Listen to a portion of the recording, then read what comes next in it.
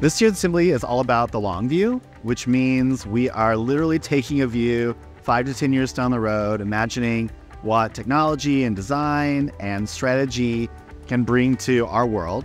It's bringing about a lot of interesting topics and conversations that are helping us to take a more kind of futurist vision of what an organization like One North can do when we partner with clients and think about the future.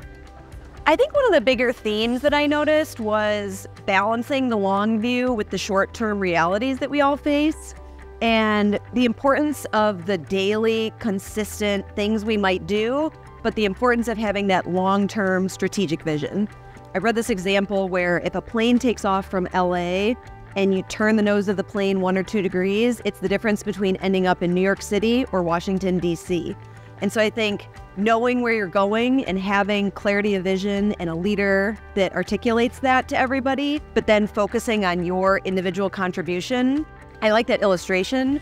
And I think that theme came up in different presenters and different discussions and panels. So that's something I'm going to be thinking about in the coming weeks.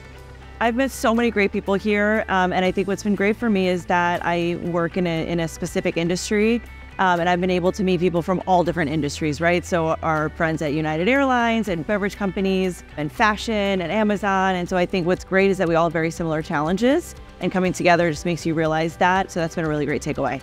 What I seem to take away the most and what I wrote down in my notes was balance, as far as balance risk versus traditional versus how much to spend versus getting new clients versus retaining current clients versus taking on new technology versus taking, traditional technology. So that's what it was, just finding the right balance moving forward.